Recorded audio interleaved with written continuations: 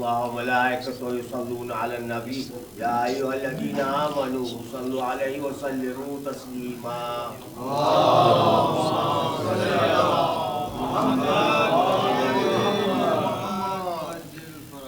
لا حول ولا قوة إلا بالله العلي العظيم. حسبنا الله ونعم الوكيل، نعم المولى ونعم النصير. أعوذ بالله السميع العليم من الشيطان اللعين اللئيم الرجيم. بسم الله الرحمن الرحيم. الحمد لله رب العالمين بارئ الخلائق أجمعين فاطر السماوات والأرضين الذي لم يتخذ صاحبة ولا ولدا ولم يكن له شريك في الملك، والصلاة والسلام والتحية والإكرام على النبي المكي المدني الهاشمي المطلبي الأبتحي القرشي الطهامي سيدنا ونبينا وشفيع ذنوبنا وطبيب نفوسنا أبي القاسم محمد اللهم صل على محمد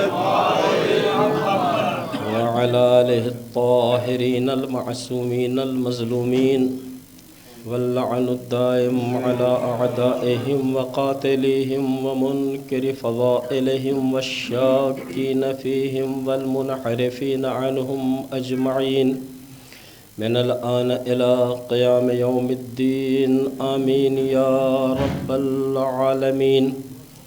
أما بعد، فقد قال رسول الله صلى الله عليه وآله وسلم: إني تارك فيكم الثقلين كتاب الله وعترتي أهل بيتي ما إن تمسكتم بهما لن تضلوا بعدي ولن يفترقا حتى يرد علي الحوض. صلوات. اللهم صل على محمد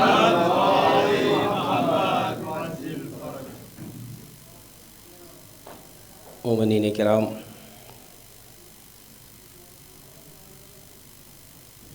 آج سے جس مہینے کا آغاز ہو رہا ہے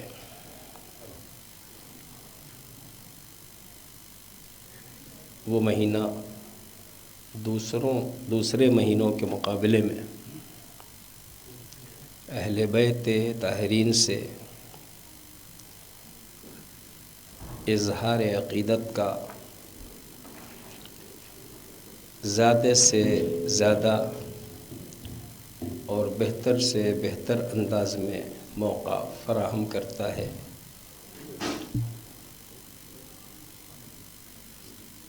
ہم اس مہینے میں ایک خاص جذبے اور خاص انداز سے بارگاہ محمد و آل محمد میں اپنی عقیدتوں کا اظہار کرتے ہیں، اور اسی لیے میں نے آج سے جو گفتگو شروع ہوئی ہے اس کا جو عنوان قرار دیا ہے وہ بھی کچھ اسی انداز کا ہے. محبت اہل بیت عصمت و طہارت اور شعور و بصیرت. کوشش کروں گا کہ اسی عنوان کے قرب و جوار میں گفتگو میری رہے، اور اسی لیے میں نے پیغمبر اکرم جناب سرور کائنات فخر موجودات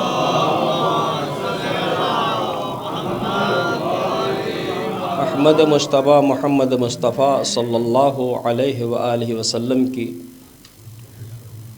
اس مشہور و معروف حدیث کو سرنامہ کلام قرار دیا، جس میں پیغمبر ارشاد فرما رہے ہیں: انی تارکن فیکم الثقلین، میں تمہارے درمیان دو گراں قدر چیزیں چھوڑ رہا ہوں. وعطرتی اہل بیتی، پہلی چیز اللہ کی کتاب ہے اور دوسری میری عطرت جو میرے اہل بیت ہیں۔ ما ان تمسکتم بہما لن تضلوا بعدی، جب تک تم ان دونوں سے متمسک رہو گے میرے بعد ہرگز ہرگز گمراہ نہیں ہوں گے۔ وَلَن يَفْتَرِقَا حَتَّى يَرِدَ عَلَيَّ الْحَوْض، اور یہ دونوں چیزیں بھی ایک دوسرے سے الگ نہیں ہوں گی یہاں تک کہ میرے پاس حوض کوثر پہ وارد ہو جائیں۔ عزیزان گرامی، نبی کریم نے جاتے جاتے ہمارے حوالے جن دو چیزوں کو کیا، اس کا مقصد جو بیان کیا وہ یہ کہ میں یہ دو چیزیں اس لیے چھوڑ رہا ہوں کہ جب تک تم ان دونوں سے مربوط رہو گے، ان سے متمسک رہو گے، ہرگز ہرگز گمراہ نہیں ہوگے۔ جو کچھ تھی وہ یہ کہ وہ ہدایت خلق کرے، اور وہ سلسلہ مخلوقات الہی کی ہدایت کا جناب سرور کائنات کی زندگی پہ ختم ہو رہا ہے۔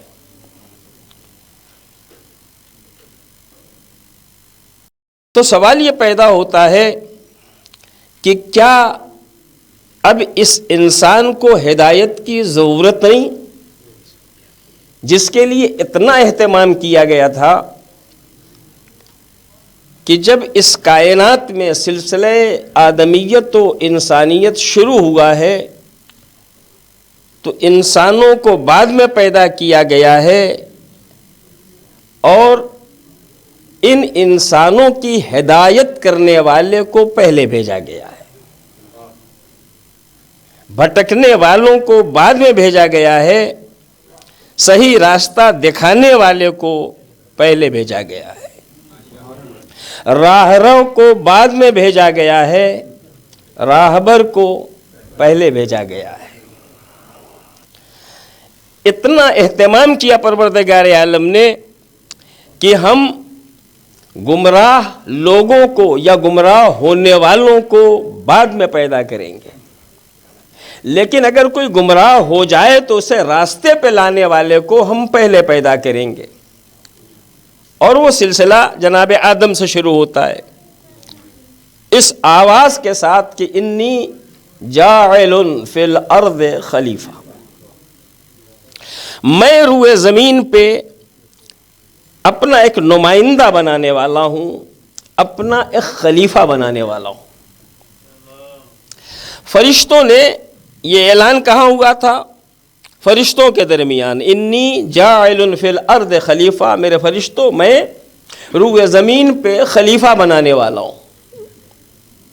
تو سارے کے سارے فرشتوں نے مل کے ایک بات کہی، اتجعل فیہا من یفسد فیہا ویسفک الدماء، اے پروردگار کیا تو اس زمین پہ اپنا نمائندہ اسے بنائے گا جو وہاں جا کے فساد و خوریزی کرے، درا حالے کی آگے فرشتوں نے کہا وَنَحْنُ نُسَبِّحُ بِحَمْدِكَ وَنُقَدِّسُ لَكَ، درا حالے کی ہم تیری تسبیح و تقدیس کرتے ہیں۔ جب اللہ نے جناب آدم کے سلسلے میں اعلان کیا تو اپنا معروضہ رکھا فرشتوں نے اللہ کے بارگاہ میں، ایسے کو جو فساد کرے، ایسے کو جو خوریزی کرے، درا حالے کہ ہم تیری تسبیح و تقدیس کرتے ہیں۔ ان جملوں کا مطلب کیا ہے؟ سیدھا سیدھا مطلب یہ ہے کہ جسے تو بنانا چاہ رہا ہے وہ اس لائق نہیں ہے کہ بنے، البتہ ہم اس لائق ہیں کہ اگر تو چاہے تو ہم میں سے بنا لے۔ مجھے اس پہ زیادہ گفتگو نہیں کرنی ہے، میں تو صرف آغاز آپ کے سامنے پیش کر رہا ہوں عزیزان گرامی، کہ اگر تو چاہے تو ہم میں سے بنا لے۔ تو قدرت نے فیصلہ کیا آدم کو نمائندہ بنانے کا، فرشتوں نے اپنی بات رکھتے ہوئے کہا کہ جسے تو بنانا چاہتا ہے ہم یہ سمجھ رہے ہیں کہ شاید وہ اس قابل نہیں ہے، اور ہم جو کچھ کر رہے ہیں اس کے اعتبار سے ہم سمجھتے ہیں کہ ہم اس لائق ہیں، کیونکہ ہم تیری تسبیح بھی کرتے ہیں، تیری تقدیس بھی کرتے ہیں، نہ فساد کرتے ہیں نہ خوریزی کرتے ہیں۔ تو عزیزان گرامی، اللہ نے جسے ہدایت کے لیے پہلا نمائندہ قرار دیا، جب اس کی نمائندگی کا اعلان کیا تو اس کے سامنے ایک اجماع سامنے آیا، اور یہ اجماع غیر معصوموں کا نہیں تھا، ہم جیسے انسانوں کا نہیں تھا، بلکہ یہ اجماع معصوم فرشتوں کا تھا۔ اور فرما رہے ہیں نا، معصوم فرشتوں کا اجماع تھا کہ ہم اس لائق ہیں کہ ہمیں اپنا نمائندہ قرار دے، مگر اللہ نے یہ کہہ کے کہ جو میں جانتا ہوں تم نہیں جانتے، ان کے اجماع کو رد کر کے بتایا کہ جب پہلے مرحلے نمائندگی میں معصوم فرشتوں کا اجماع رد کیا جا سکتا ہے، تو اب کسی غیر معصوم کو یہ حق حاصل نہیں ہے کہ اجماع کے ذریعے ایسا کوئی اقدام کرے۔ صلوات بھیجئے محمد و آل محمد۔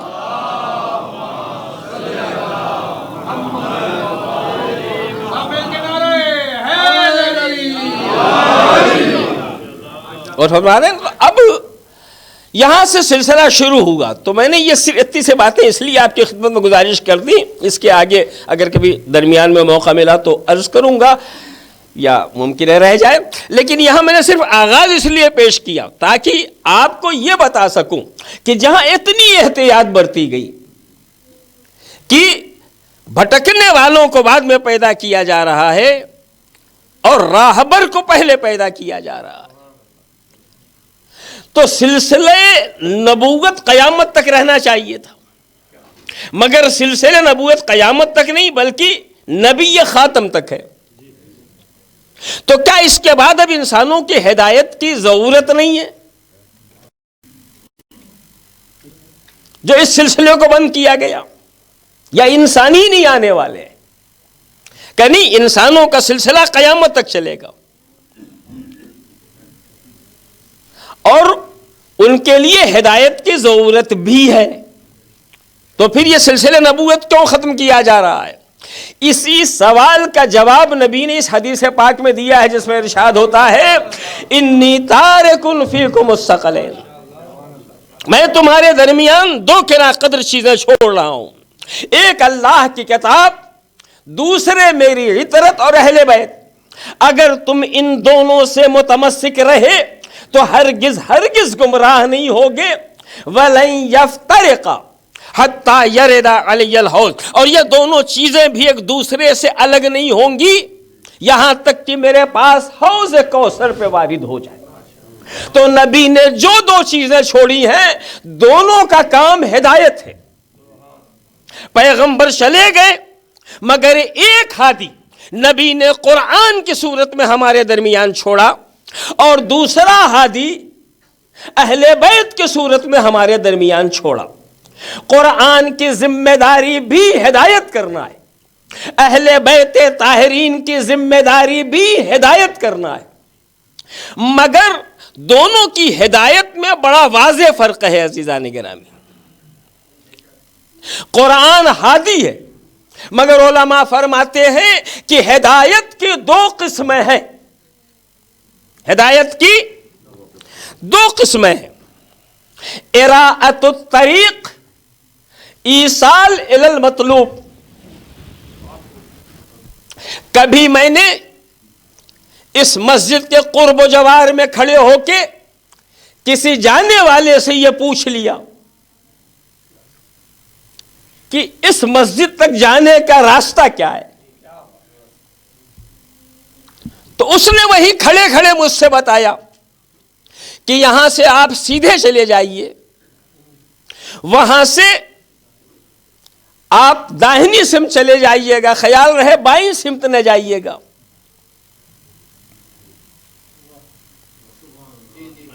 اور پھر آگے بڑھ کے جو پہلا موڑ آئے وہاں آپ داہنی سمت بائیں سمت مڑ جائیے گا۔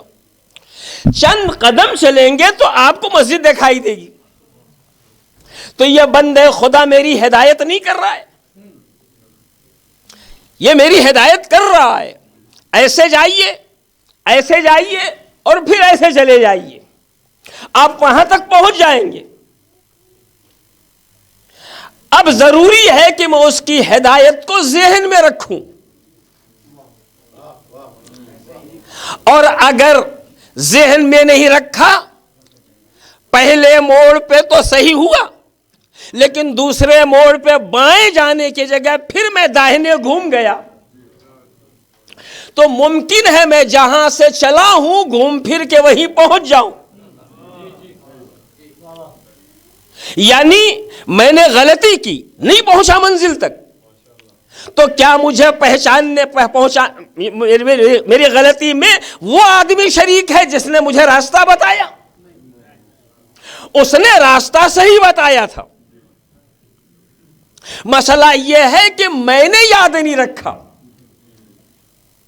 اس کی ہدایت کو میں نے صحیح انداز سے نہیں لیا, لہذا میں بھٹک گیا. توجہ ہے نا عزیزان گرامی, اسے کہا جاتا ہے اراۃ الطریق, راستہ دکھا دینا. قرآن ہادی ہے, مگر اس کا کام اراۃ الطریق ہے, راستہ دکھا دینا اس کا کام ہے, منزل تک پہنچانا قرآن کا کام نہیں ہے. قرآن کا کام راستہ دکھانا, قرآن کا کام منزل تک پہنچانا نہیں ہے. وہ کہتا ہے ایسے چلو منزل پہ پہنچ جاؤ گے. اب اگر ہم یاد نہ رکھ پائیں اس کی ہدایت کو, تو ممکن ہے کفر کے جس چوراہے سے چلے ہیں گھوم پھر کے پھر اسی چوراہے پہ آ جائے.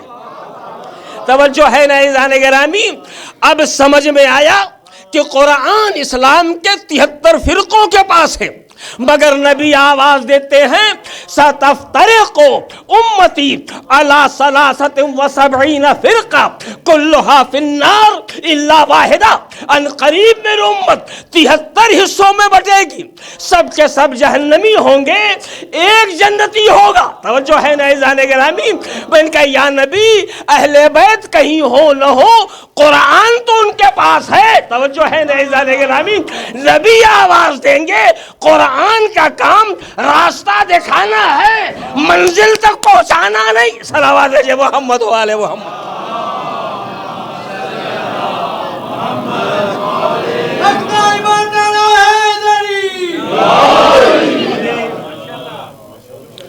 تو ہدایت کی 2 قسمیں, راستہ دکھانا اور منزل تک پہنچانا.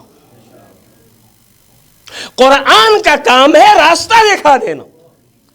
اب جو کچھ بتایا قرآن نے یاد رکھ کے آگے بڑھنا آپ کی ذمہ داری ہے, ورنہ قرآن اس کا ذمہ دار نہیں.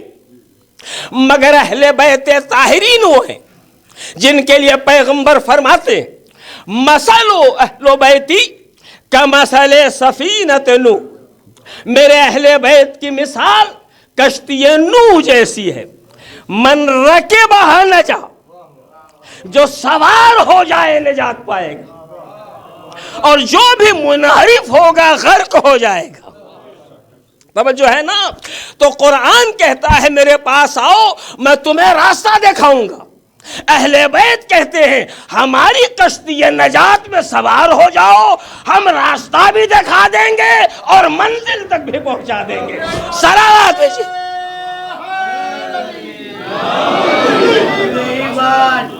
قرآن حق دا امام نعرہ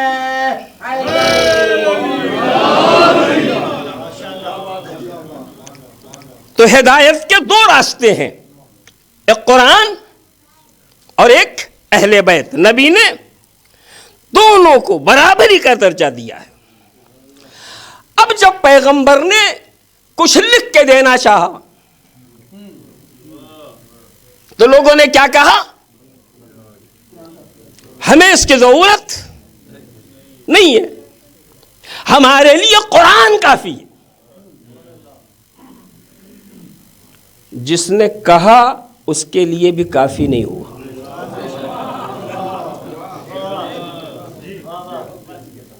اگر کافی ہوتا تو کہنے کی ضرورت نہیں تھی اگر علی نہ ہوتے. صلوات بھیجے محمد و آل محمد. ابو تراب کے قدموں کی خاک ہو جاتا.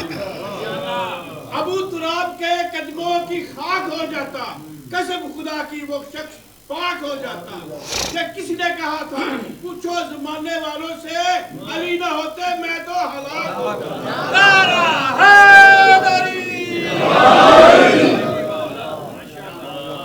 عزیزان گرامی، پیغمبر لکھ کے دینا چاہ رہے ہیں اور یہ کہہ کے نبی کریم کہ اس اقدام کو روکا جا رہا ہے کہ ہمارے لیے کتاب خدا کافی ہے.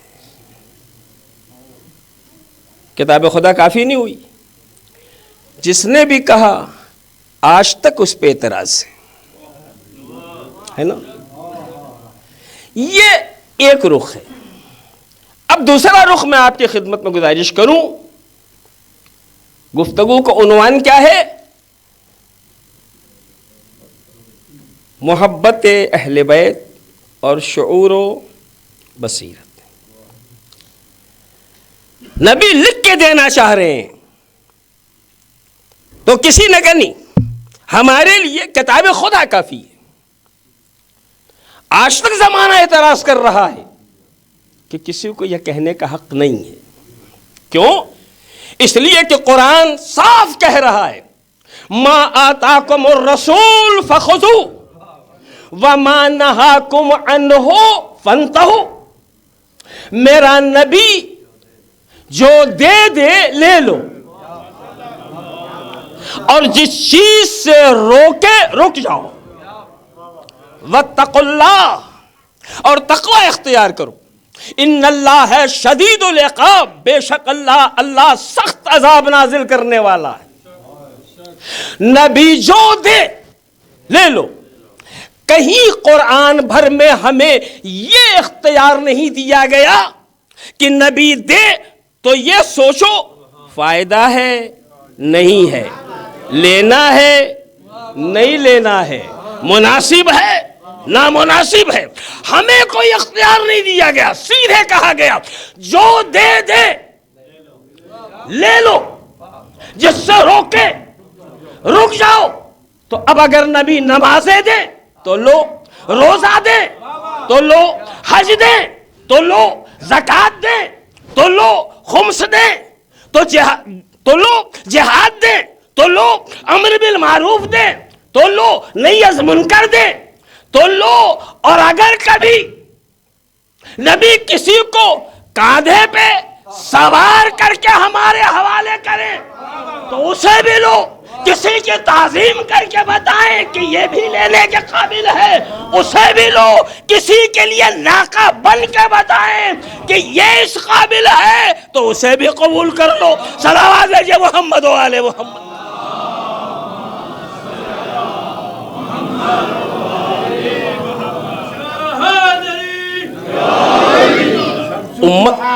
شمس الضحى بدر الدجى صدر العلا نور الهدى صاف الورى نار حیدری.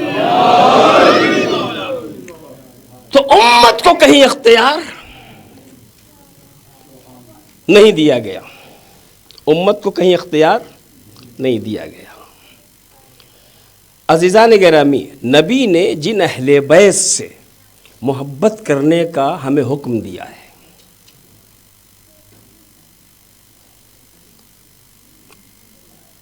اس میں بڑی باریکی ہے. پیغمبر نے اپنی ساری ذمہ داریوں کو مکمل کیا، مگر کبھی کبھی ایک مکمل عمارت میں بھی ذرا ذرا سی کچھ چیزیں رہ جاتی ہیں، جس کے رہ جانے سے اس عمارت کو ناقص نہیں کہا جائے گا. تو غدیر کے میدان میں دین کو کامل کر دیا تھا، مگر رہ کیا گیا؟ یہی بات رہ گئی. نبی کہہ رہے ہیں لاؤ لکھ دوں، کر ہی دیں گے. صلوات محمد و آل محمد.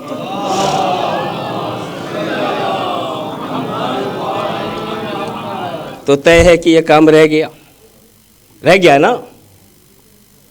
نبی نے یہ جو اہل بیت ہمارے حوالے کیا اور سلسلہ امامت جو قائم ہوا، اس کا کام ہے نبی کریم کی حیات یعنی آپ کی سیرت کی حفاظت.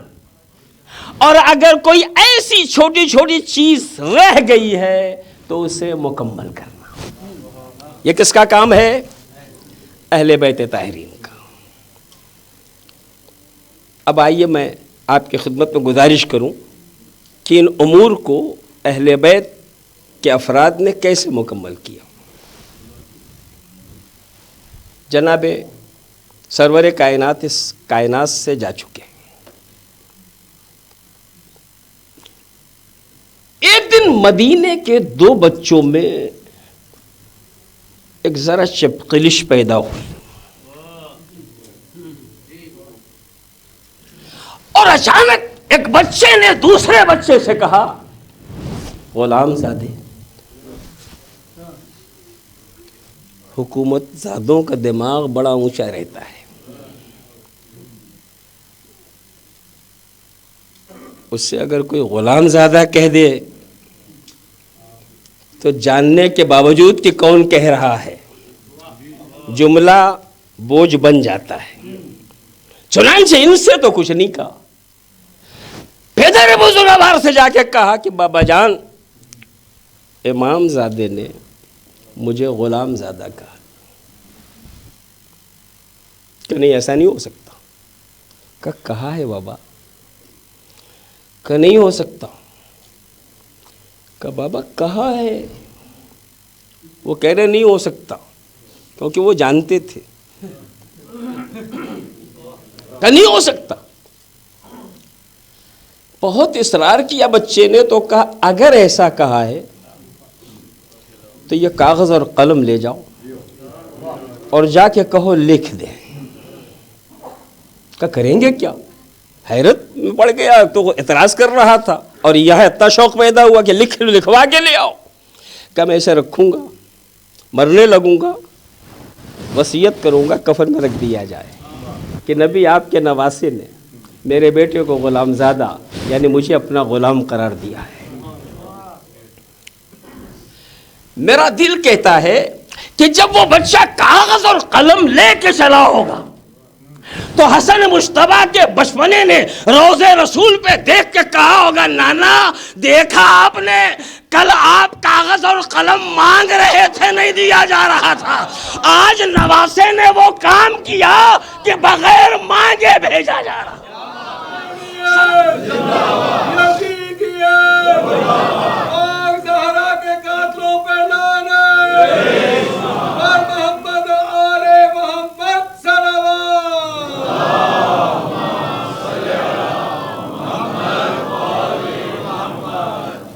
انی تارک فیکم الثقلین، میں تمہارے درمیان 2 گراں قدر چیزیں چھوڑ رہا ہوں، کتاب خدا اور میری اطاعت. جو میرے اہل بیت ہے اگر دونوں سے متمسک رہے ہرگز گمراہ نہیں ہوں گے. دونوں ہدایت کے لیے ہیں، مگر ایک کا کام ہے راستہ دکھانا اور دوسرے کا کام ہے منزل تک پہنچانا. تو میں وہاں تک اس لیے گیا تھا کہ نبی نے کاغذ اور قلم مانگا اور کسی نے کہا ہمارے لیے کتاب خدا کافی ہے. نبی حکیم امت ہوتا ہے، وہ امت کے لیے جو بھی دوا تجویز کرے امت کو اس میں بولنے کا حق نہیں ہے. اگر کوئی ایک چیز کافی ہوتی تو نبی ایک ہی چیز کہتے ہیں. نبی کو پتا ہے کہ ایک چیز کافی نہیں، اس لیے نبی نے دونوں چیزیں ہمارے حوالے کی. کسی نے کہا ہم ایک لیں گے، آج تک اعتراض ہو رہا ہے. اب اگر کوئی یہ سوچ بیٹھے کہ ہمارے لیے بس اہل بیت کافی ہے اور ہمیں قرآن کی ضرورت نہیں ہے، تو جتنا اعتراض وہاں ہوا ہے اتنا ہی اعتراض یہاں ہونا چاہیے. میری طرف متوجہ رہیں، میں عجیب سی بات کہنے جا رہا ہوں جو عام طریقے سے کہی نہیں جاتی، مگر آپ کے اذہان عالیہ کو میں ادھر متوجہ کر رہا ہوں کہ اگر کوئی یہ کہے کہ ہمیں اہل بیت کی ضرورت نہیں، قرآن کافی، تو اس نے بھی نبی کے حکم سے تجاوز کیا ہے۔ اور اگر کوئی یہ سوچ بیٹھے قرآن کو طاق میں رکھ دیا جائے اس لیے کہ ہم اہل بیت سے مربوط ہیں،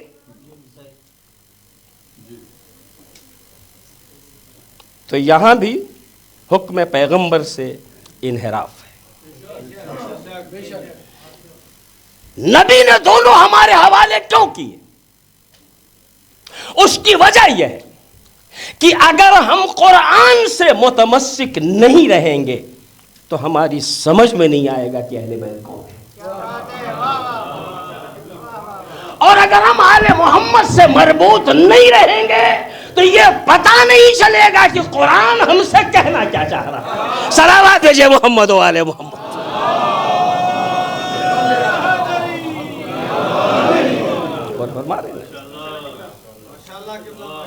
اس لیے نبی نے دونوں کو ہمارے حوالے اس لیے کیا تاکہ ہم اس کے ذریعے ان کو پہچان سکیں اور ان کے ذریعے ان کو پہچان سکیں۔ قرآن کریم ہم اور آپ پڑھتے ہیں، روز نہ پڑھتے ہوں، شب جمعہ پڑھتے، نہیں پڑھتے، ماہ رمضان میں پڑھتے، مگر پڑھتے۔ مثال کے طور پہ صرف ہم ماہ رمضان ہی میں پڑھتے ہیں تو ہر سال جب آپ پڑھتے ہیں قرآن کریم کو تو آپ کو کیا ملتا ہے؟ جی نہیں، سکون تو ملتا ہے ظاہر دیکھنے میں سے۔ کیا ملتا ہے؟ 2 دفتیاں ہیں، اس میں بہت سے صفحات ہیں، اوراق ہیں، اس میں قرآنی سورے لکھے ہوئے ہیں، کہیں رکوع ہے، کہیں سجدے ہیں، کہیں آیتیں ہیں، کہیں سورے ہیں۔ جب بھی آپ نے قرآن کو کھولا تو آپ کو یہی دکھائی دیا نا؟ جی اس کے علاوہ کچھ دکھائی دیا؟ نہیں دکھائی دیا، آپ کو کچھ نہیں دکھائی دیا۔ اور قرآن اپنے بارے میں کیا کہہ رہا ہے؟ قرآن اپنے بارے میں کہتا ہے لا رطب ولا یابس الا فی کتاب مبین۔ کائنات کی کوئی خشک و تر شے ایسی ہے ہی نہیں جو اس کلام مجید میں نہ ہو۔ اے پروردگار، تو یہ اعلان کر رہا ہے کہ خشک و تر شے ہے ہی نہیں جو یہاں نہ ہو، اور ہم جب کھولتے ہیں تو وہ چند چیزوں کے علاوہ ہمیں کچھ نہیں دکھائی دیتا، تو ہم پھر وہ کیسے تلاش کریں؟ کہ تم نہیں تلاش کر پاؤ گے۔ کہ پھر تیرا اعلان کہاں؟ جن کے پاس نگاہیں ہیں وہ تلاش کرے گا۔ وَكُلَّ شَيْءٍ أَحْصَيْنَاهُ فِي إِمَامٍ مُبِينٍ، ہم نے ہر شے کا حساب امام مبین میں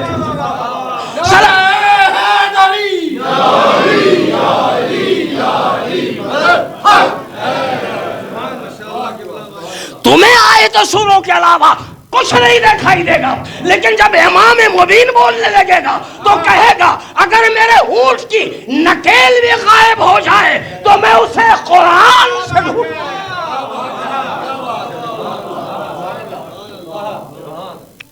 اور فرما رہے ہیں تو قرآن ہماری سمجھ میں نہیں آئے گا، جسے صاحب علم قرار دیا اور کل قرآن کا علم دیا ہے وہ بتائے گا کہ قرآن کیا کہنا چاہ رہا ہے، قرآن میں کیا رکھا ہے۔ ہم تھوڑی دیر میں سورہ ہم ختم کر دیتے ہیں، ہر نماز میں پڑھتے ہیں، اور کبھی اس سے زیادہ وقت نہیں لگتا، بلکہ بعض اوقات کام ہوتا ہے تو کچھ کم ہی وقت صرف ہوتا ہے۔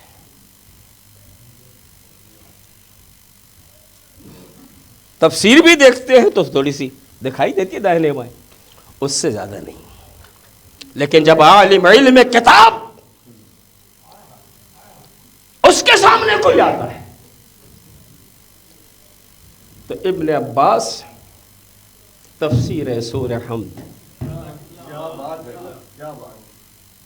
بیان ہو رہی ہے امیر المومنین کے ذریعے جناب ابن عباس سے، پوری رات ختم ہوئی، دامن شب تنگ ہوا، سفید سحری نمودار ہونے والا ہے۔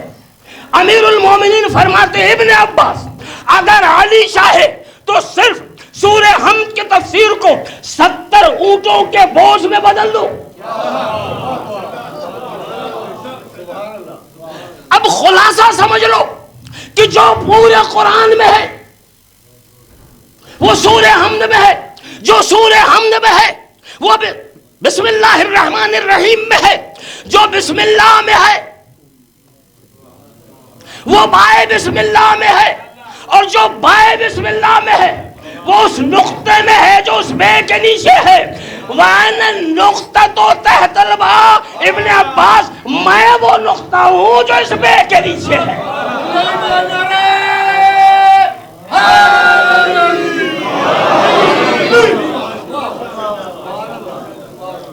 علی سمٹتا ہے تو نقطہ بنتا ہے، اور علی جب وسعت پذیر ہوتا ہے تو منبر سے آواز دیتا ہے سلونی قبل ان تفقدونی، پوچھو مجھ سے قبل اس کے کہ میں تمہارے درمیان سے اٹھ جاؤں۔ ھذا علم زقنی رسول اللہ زقن زقا، یہ وہ علم ہے جو نبی نے مجھے یوں بھرایا ہے جیسے طائر اپنے بچے کو دانا۔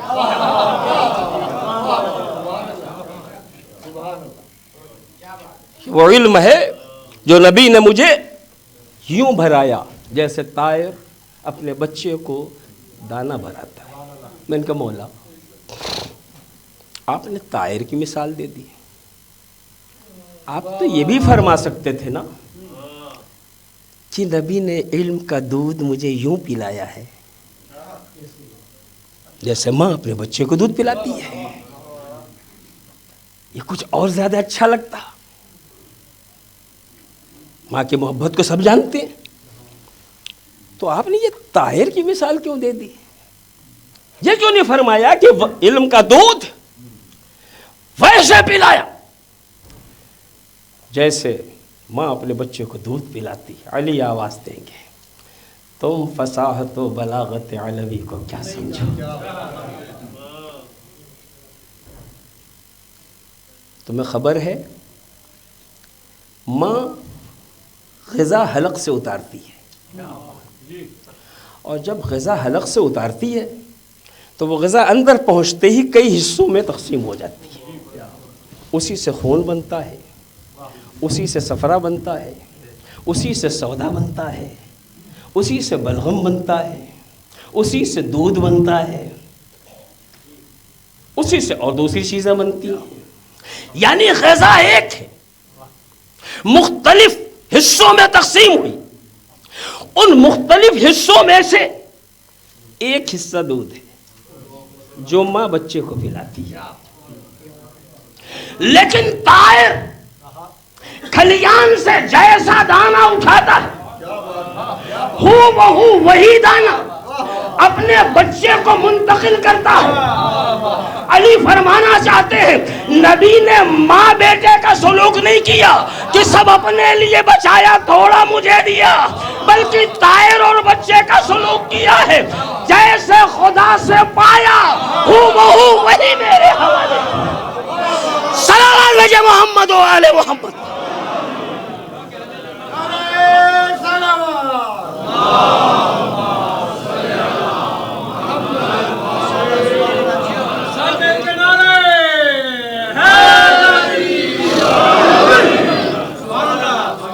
سلونی قبل ان تفقدون، پوچھو مجھ سے قبل اس کے کہ میں تمہارے درمیان سے اڑ جاؤں۔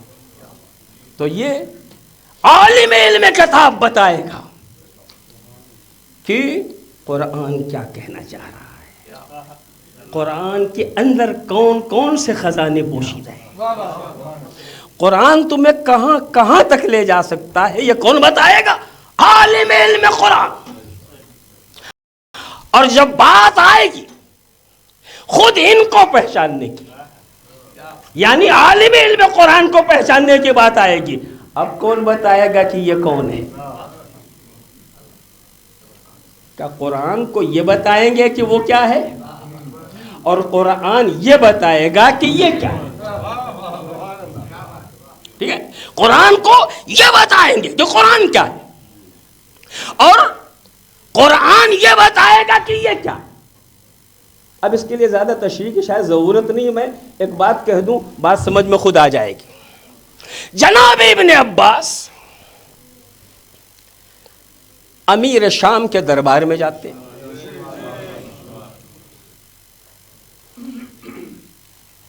اس نے فخر کرتے ہوئے کہا کچھ تمہیں پتا ہے ابن عباس کہ کیا؟ کہا میں نے اپنے حدود حکومت میں، علی والوں جملہ کہہ جا رہا ہوں یاد رہے تاکہ قرآن سے تمسک بھی ذہن میں رہے کہ قرآن سے تمسک کیوں ضروری ہے۔ امیر شام نے ابن عباس سے کہا ابن عباس میں نے اپنے حدود سلطنت و قلم رو حکومت میں ذکر فضائل علی کو قابل گردن زدنی جرم قرار دیا۔ میری حکومت میں کوئی علی کے فضائل کو نہیں بیان کر سکتا۔ کیا کہا؟ پوری حکومت میں نے مولا کے فضائل کو بیان کرنا قابل گردن زدنی جرم، جو بیان کرے گا مارا جائے گا۔ اب میری حکومت میں ان کی فضیلتیں بیان نہیں ہو سکتی، فضیلتوں کے بیان کرنے پہ پابندی ہے۔ جملہ سنیں گے ابن عباس نے کہا، کیا کہا؟ ابن عباس نے پلٹ کے کہا اس کا مطلب تم نے اپنی حکومت کے اندر قرآن کی تلاوت پہ پابندی لگا دی۔ صلوات علی محمد و آل محمد۔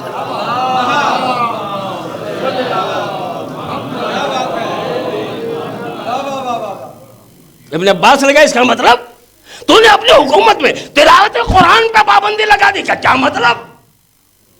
کا مطلب یہ کہ جب تک قرآن پڑھا جاتا رہے گا ذکر علی کو مٹایا نہیں جا سکتا۔ جو ہی قاری کہے گا بسم اللہ کا نقطہ باقون،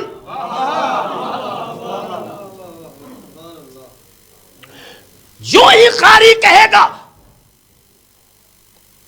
اہدنا الصراط الذین انعمت علیہم، کہ جن پہ نعمتیں نازل کی گئیں وہ کون؟ جو ہی قاری پڑھے گا کأنہم بنیان مرصوص، یوں لڑے جیسے سیسا پلائی ہوئی دیوار۔ پوچھا جائے گا یہ کون ہے؟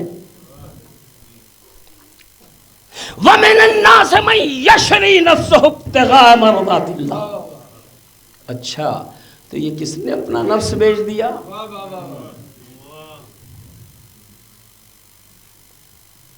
یوفون بالنذر ویخافون یوما کان شرہ مستطیرا ویطعمون الطعام علی حبہ مسکینا ویتیما واسیرا۔ اچھا تو یہ کس کے گھر کی بات ہے؟ انما ولیکم اللہ ورسولہ والذین آمنوا الذین یقیمون الصلاۃ ویؤتون الزکاۃ وہم راجعون۔ یہ تاج ولایت کس کے سر پہ آ رہا ہے؟ اور فرما رہے ہیں قرآن چھوڑنے کا مطلب ہے علی کو چھوڑنا، اس لیے کہ قرآن جیسے فضیلتیں بیان کر دے گا ہمارے زبان میں قوت نہیں ہے کہ ہم فضیلت علی ویسے بیان۔ صلوات بھیجے محمد و آل محمد۔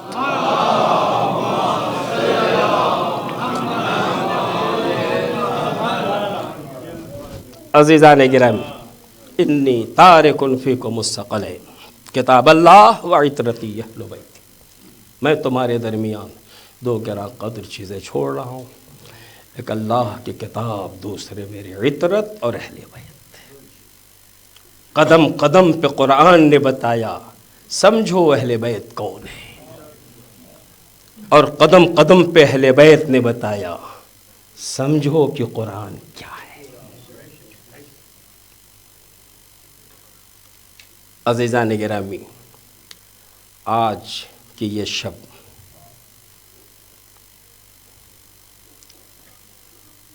امام حسین علیہ السلام کے غم کی یاد دلا رہی ہے۔ کیوں؟ اس لیے کہ آج کی شب وہ چاند نمودار ہوا جس چاند کو دیکھتے ہی ام کلثوم کو احساس ہوا اب قافلہ ختم ہو جائے گا۔ بیویوں نے احساس کیا اب گودیاں ویران ہونے والی۔ مسافروں کے ذہن میں آیا اب یہ قافلہ شاید لوٹ کے وطن نہیں جا سکے۔ یہ چاند ہمیں اور آپ کو بہت ساری چیزوں سے روشناس کراتا ہے۔ کسی نے کہا ہے چاند محرم کے ہے کیوں عشق فشانی، یاد آئی تجھے دیکھ کے اکبر کی جوانی۔ اس مہینے میں زہرا کا گھر اجڑ گیا، اس مہینے میں بی بی کی ہری بھری کھیتی پامال ہو گئی۔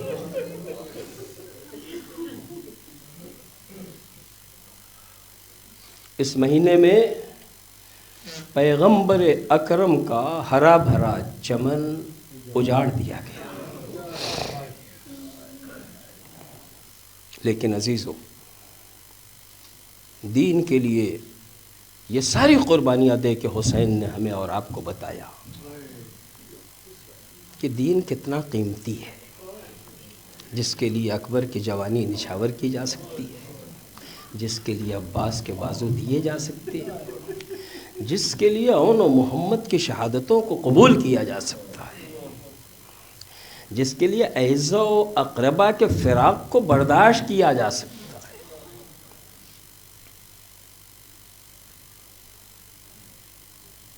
کل میں نے کہا تھا کہ حسین نے کیا بچایا اپنے لیے۔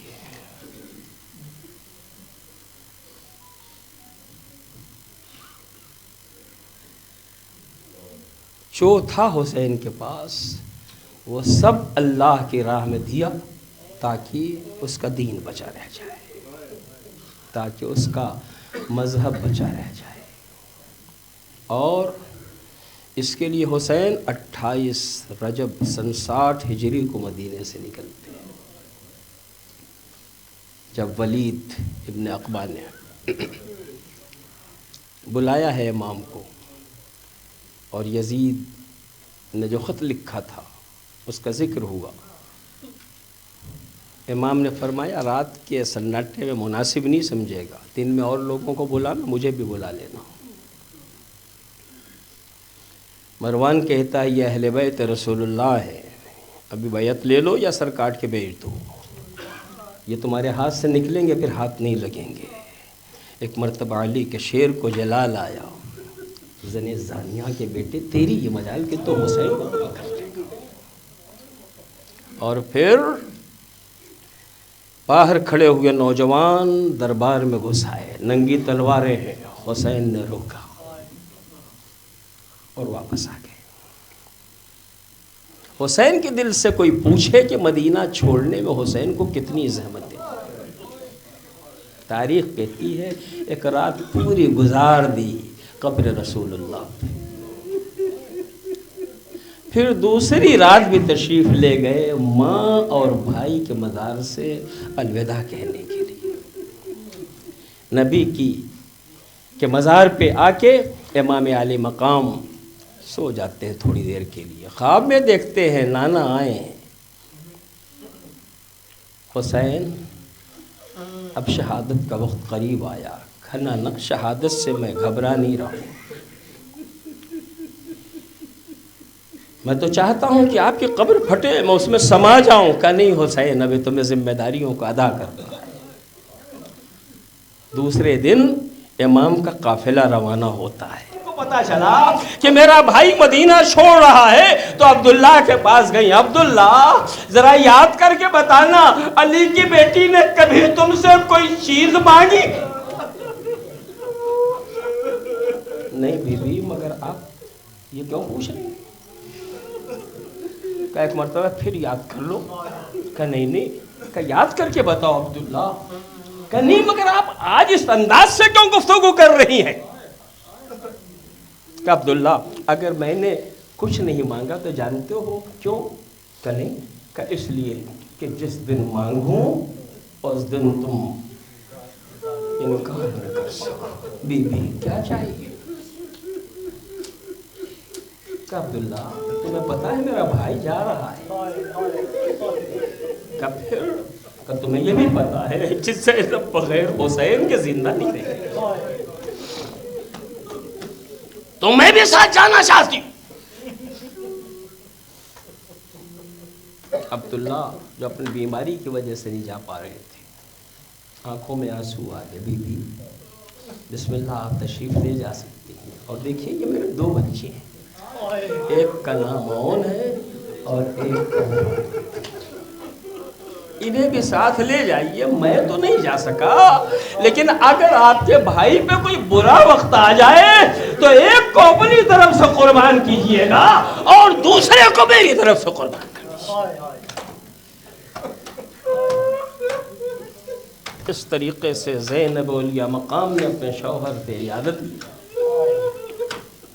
قافلے میں شامل ہوئی۔ قافلہ مکے کی طرف چلا۔ حج کے موقع پہ جب میرے آقا نے دیکھا کہ حاجیوں کے لباس میں قاتل آ رہے، امام نے خود اپنے خطبے میں فرمایا میں مرنے سے نہیں ڈرتا، مگر مکہ اس لیے چھوڑ رہا ہوں تاکہ حرمت کعبہ پامال نہ ہو جائے۔ حسین کعبے کو چھوڑتے ہیں، لوگوں کو پتا چلا امام عراق کی طرف جا رہے ہیں، بہت سارے لوگ آئے، اس میں محمد حنفی آ گئے تھے۔ عراق نہ جائیے، آپ کے نانا سے سنا ہے جب حسین عراق جائیں گے واپس نہیں آئیں گے، اور لوگوں نے بھی روکنا چاہا۔ جب بہت اصرار روکنے پہ ہوا تو امام فرماتے ہیں اللہ اس بات کو دوست رکھتا ہے کہ مجھے اپنی راہ میں قتل ہوتا ہوا دیکھے۔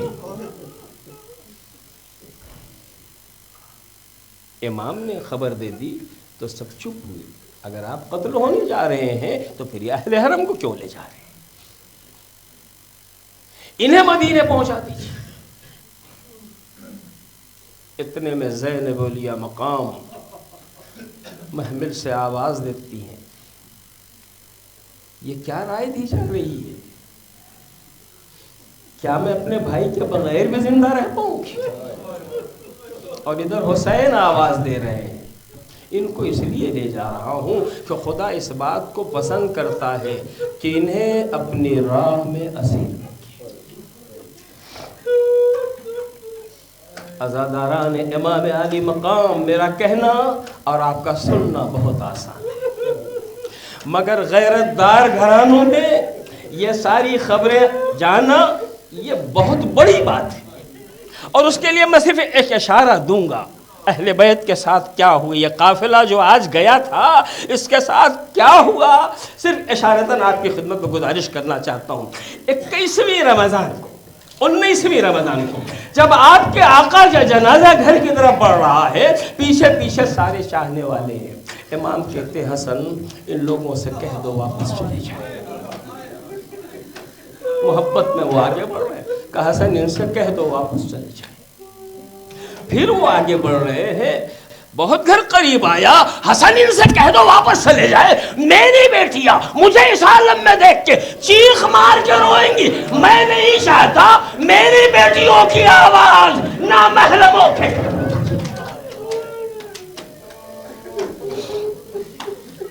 غیرتدار گھرانوں میں قتل ہو جانا کوئی بڑی بات ہے، بڑی بات ناموس کا مسئلہ ہے۔ اور یہی وجہ ہے کہ جب قافلہ لٹ کے واپس مدینے آیا اور ایک دن جناب عبداللہ نے جناب سید سجاد سے کہا آپ کی پھوپھی آئی ہیں ابھی ملنے نہیں آئی۔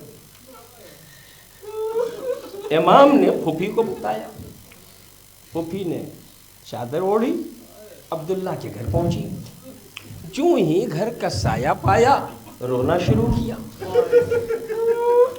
تڑپ تڑپ کے رو رہی، عبداللہ گھر میں نہیں ہے۔ تھوڑی دیر میں گھر میں آئے تو دیکھا کہ نہیں فزار سی بی بی گھر میں تڑپ تڑپ کے آنسو بہا رہی۔ پوچھا بی بی آپ کون ہیں؟